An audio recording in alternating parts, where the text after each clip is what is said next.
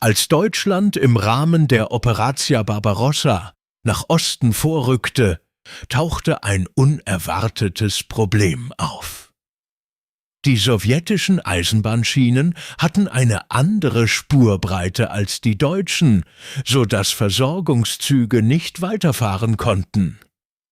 Während der Offensive mussten die Gleise umgebaut werden, was Nachschub an Treibstoff und Munition massiv verzögerte.